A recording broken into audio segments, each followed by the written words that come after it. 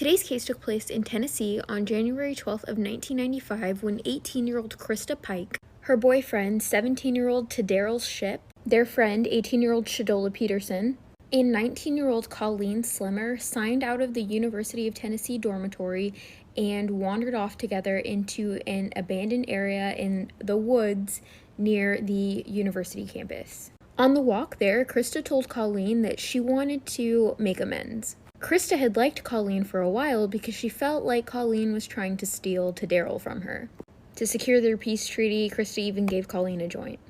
But once they walked further into the woods, Krista and Daryl beat and tortured Colleen for over half an hour while Shadola kept lookout.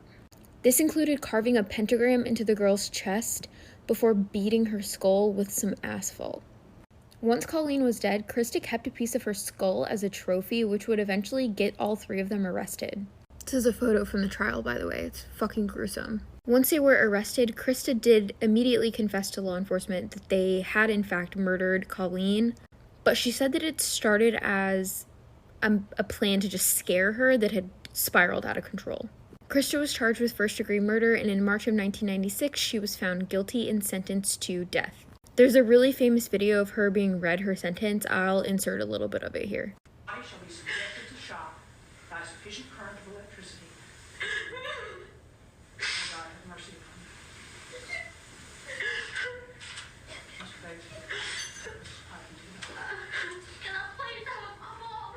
Mr. Daryl was sentenced to life in prison without the possibility of parole. Shadola took a plea deal where, in exchange for becoming an informant, she was only sentenced to probation because she pled guilty to being an accessory after the fact. Krista currently remains on death row, though her legal team has requested the state to make a decision on whether to go ahead and execute her and give her a date of execution or to commute her sentence. If she is executed, she will be the first woman executed in Tennessee since 1819. Listen to this. Every child deserves a parent, but not every parent deserves a child. Listening to stuff like this makes me so mad. Christina and Gilbert were both arrested on 3 counts of felony charges for child neglect. Neighbors reported hearing their 3 kids, 2-year-old, 1-year-old, and 7-year-old, screaming. And when the police showed up, they saw their kids banging on the walls with the juice cup, basically saying that they were thirsty. Dirt all over their legs, dirty clothes, their diapers look like they haven't been changed. Trash everywhere. There was roaches crawling in their beds, on the walls, next to their pacifiers. They asked the mom when she took them a bath, and she said earlier that day at a neighbor's house, but they look like they haven't been bathed. I'm honestly so glad that the police decided to arrest the parents and take the kids away. I'm gonna attach some of the body cam footage, and if you want to see the whole thing, you could check it out on YouTube.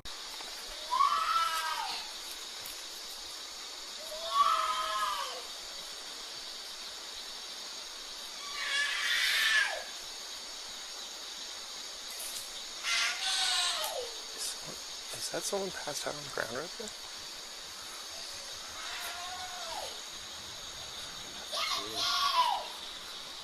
Yeah. I'm supposed to be alone with the kids right now after my surgery. Are they both your children? Yes.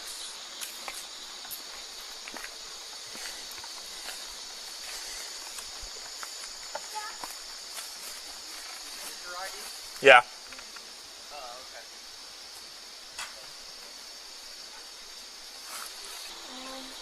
Hello. Are you guys looking for someone? Yeah, you. Me? Yeah. Yeah, are you the mother of these children here?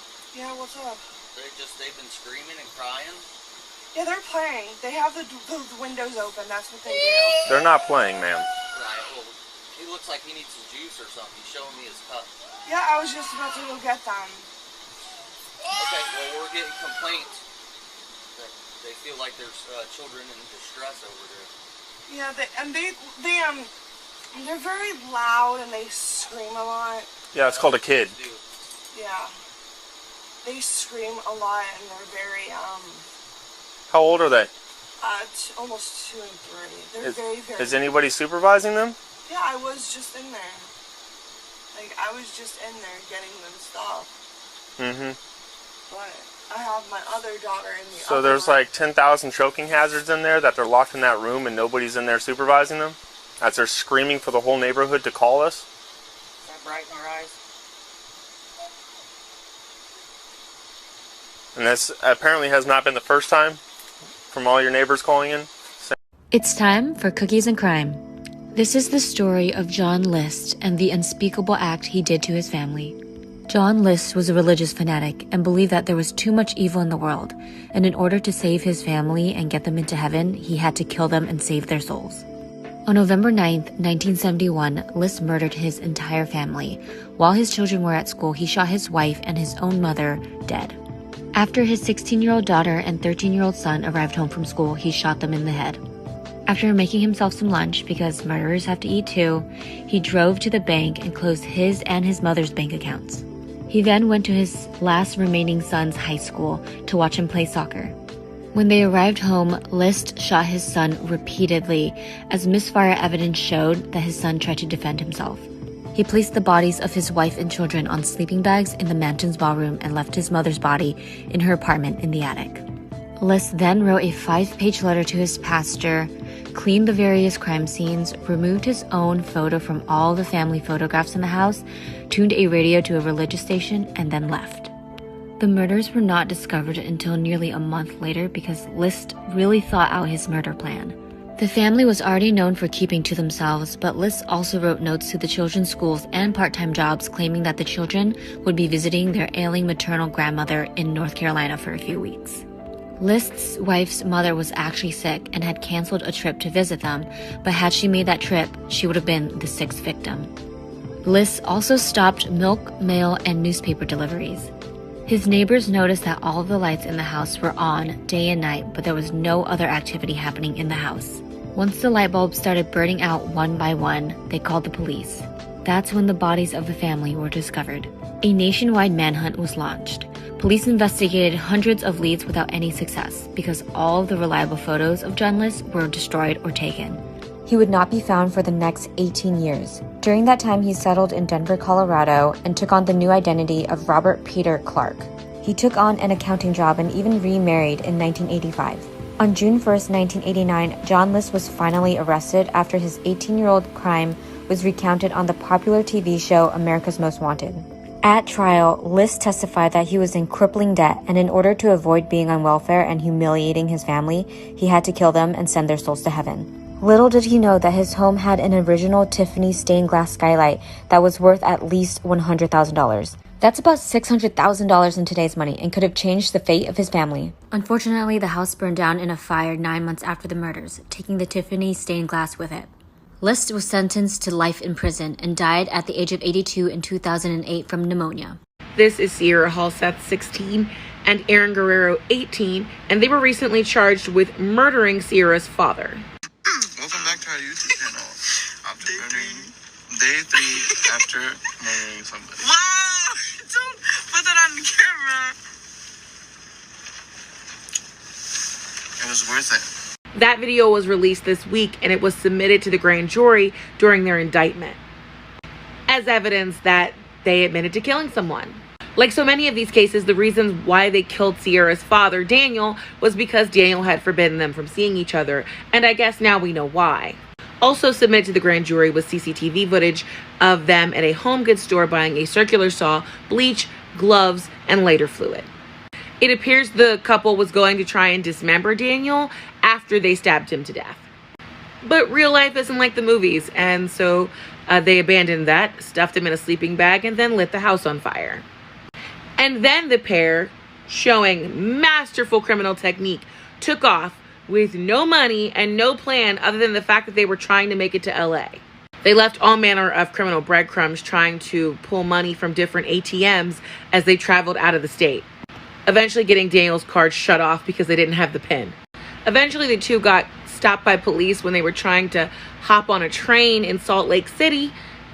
The police opened their trunk and found a bloody blanket and decided to detain them. According to the indictment, they were also charged with conspiracy to commit murder, first-degree arson, fraudulent use of credit or debit card, robbery with a deadly weapon, and conspiracy to commit robbery on top of first-degree murder. The first preliminary hearing was scheduled for June 9th, literally a couple days ago. Since Sierra is 16, it appears that they cannot push for the death penalty if this goes to a full trial, But if Aaron Guerrero does not essentially plead guilty, they are going to push for the death penalty for him. I honestly don't think this will get to a trial, but we'll see. I already read one article about a therapist saying that they were too young to understand what they were really doing. Hi guys, today I want to talk to you about the most hated woman in Utah.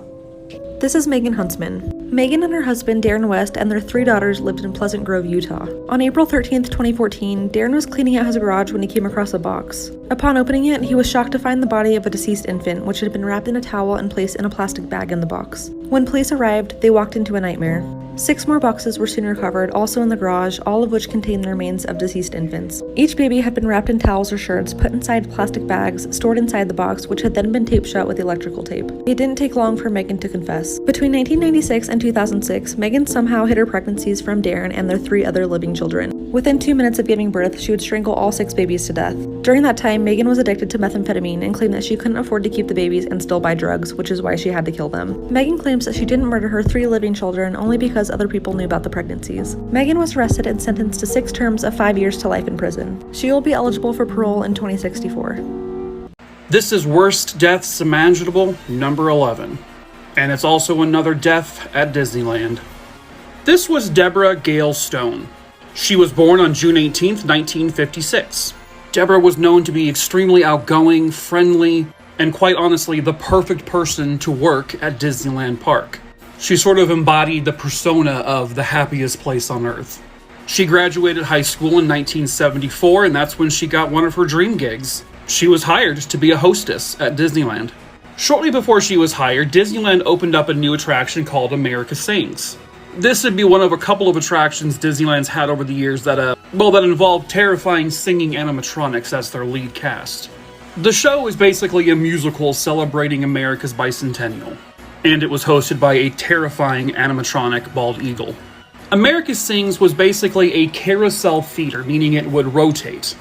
It had an outer ring of 6 theaters, and they were connected by divider walls, solid walls. And they revolved mechanically around every 2 to 4 minutes. And then there were 6 fixed stages in the middle of all of this where the things would rotate around. On July 8th, 1974, literally just a week and a half after this attraction opened, 18-year-old Deborah Gail Stone, who was a hostess for the show, around 10:30 that evening, right around the last show, as she was backing up to sort of get out of view of the show, she accidentally slipped between a very, very narrow passageway. Now, this was between a stationary solid wall and one of the rotating stage walls.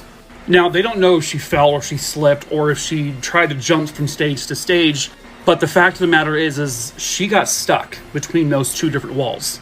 And she could actually be heard screaming in agony and in pain, because she was literally being crushed by the rotating stage and the solid wall behind her. I mean, we're talking a very, very narrow little section that she was in. And the stage was rotating for at least 2 minutes, if not 4 minutes, constantly crushing her. Audience members reportedly heard her screaming, but some of them thought it was part of the show or that it was happening somewhere outside. But a couple other guests would inform the park staff after the last show, and when the stage was rotated for the last time, Deborah Gail Stone's body was found. Her death likely was not instant, as she was slowly crushed to death, screaming for help, but no one would help her. Her family sued Disneyland, of course, and they won a small settlement. The attraction was closed for a few days while they installed safety lights, and the attraction would close forever in 1988. The story of John Jones getting trapped in a claustrophobic crevice and being sealed up forever has stuck to me like super glue. I never imagined that there was another similar cave death that was even worse in a lot of ways. Floyd Collins was an adrenaline junkie. He found an unmapped cave and decided it was his duty to explore every inch of it. One day in January, his lantern began to flicker, and he knew he was in trouble. He was deep inside. In a frenzy to escape before going dark, he became trapped in a narrow crawlway. For the first 4 days, rescue could reach him. They were able to bring him food and water, but then a 27-pound rock broke loose and slammed down onto his ankle, pinning him in place. Miners were brought in to attempt to dig a shaft, but it wasn't working. It wasn't happening fast enough. Collins' rescue summoned hundreds of tourists to come watch, but he was slowly fading away from hunger and hypothermia. He was now all alone. Nobody could reach him safely any longer. On the 18th day, he died after slowly suffering. It was pitch black. He could barely move. Hunger pangs were intolerable and his tongue as dry as sandpaper. Let's talk about the tragic death of 2-year-old Christian Steward, all in one part. Her parents were Sean and Amber Salem. Sean was known to have a very violent past. As a child, he burned down the family home and he would often kill the family's pets. And as an adult, Sean was in and out of jail for violently assaulting girls. It was also known that he had a mental disability and an IQ of somewhere between 70 and 80. By the way, this is Sean.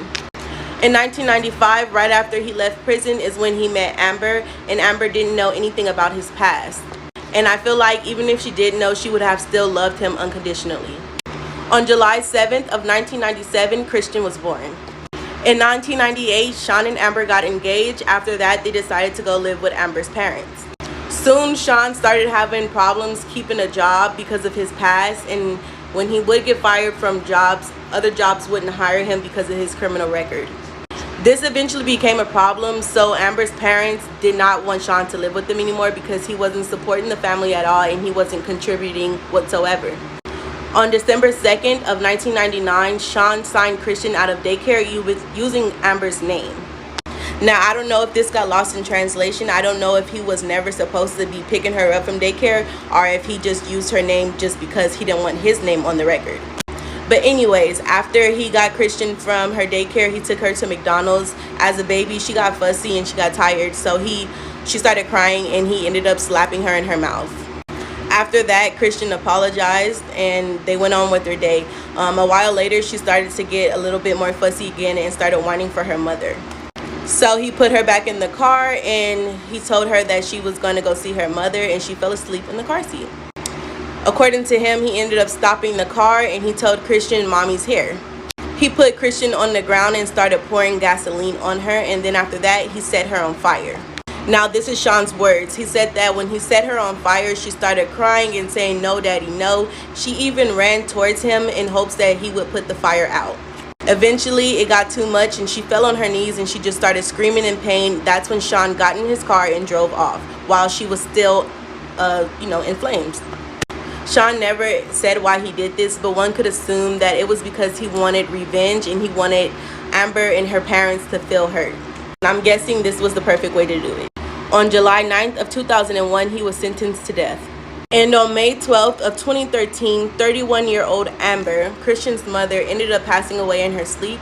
So I guess the story came full circle and they reunited again. Maybe she died from a broken heart. That's all I have for today. I make videos every single day, so don't forget to follow me and drop suggestions of who I should talk about next in the comments. Y'all probably heard about this lady back in like April or even last month because she is a cult leader and her mummified remains were found with glitter and empty eye sockets, and also her body was wrapped in Christmas lights. This is Amy Carlson, and before all this cult stuff started, she actually had a normal life. She worked as a McDonald's manager, had 3 kids. She was on marriage number 3 before she was 30, but whatever. Well, one day when she did hit 30, she started diving into new age thinking, and she thought it was her mission to save the world. She dipped out on all of them and started the cult Love Is One. This cult would be active for 15 years and even still is active today. According to Amy and her followers, she is 19 billion years old, has reincarnated over 500 times, and in those lives she has been Marilyn Monroe, Jesus, the Queen of Lemuria, and more. I have another cookies and crime story for you. This is the abduction of Kamiyah Mobley. On July 10th, 1998, 16-year-old Shanara Mobley gave birth to a healthy baby girl. 8 hours after she was born, a woman impersonating a nurse abducted her. Gloria Williams entered the room, assisted and conversed with the mother, and walked out with the baby in her arms.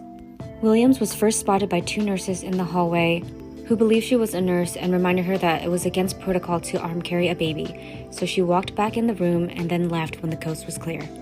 Williams successfully left the hospital with Kamiyah Mobley in her hands.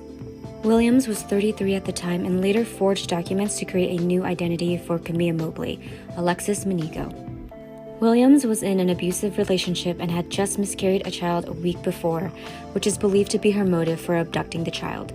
In 2017, she was found alive and well, living in South Carolina, a little bit of a ways from Florida where she was born. Kamiyah Mobley, who was going by Alexis Manigo at the time, had her DNA swabbed, which matched the swab of the abducted baby. When she was finally discovered, she had already graduated high school and had a boyfriend. She had been raised alongside Williams' 2 other children. Kamiyah Mobley finally got to connect with her real father and grandmother over FaceTime and planned to reunite with her other biological family members. Williams was arrested in South Carolina and extradited to Florida, where she was charged with kidnapping and interfering with custody. Even though Williams performed a horrible act by abducting a baby and taking her away from her real family, Kamiyah Mobley describes Williams as no felon and insists that Williams raised her with everything she needed. In February 2018, Williams pleaded guilty to kidnapping and was sentenced to 18 years in prison. Kamiyah still communicates with Williams, and she still refers to her as her mother. Kamiyah Mobley has been rebuilding her relationship with her biological mother.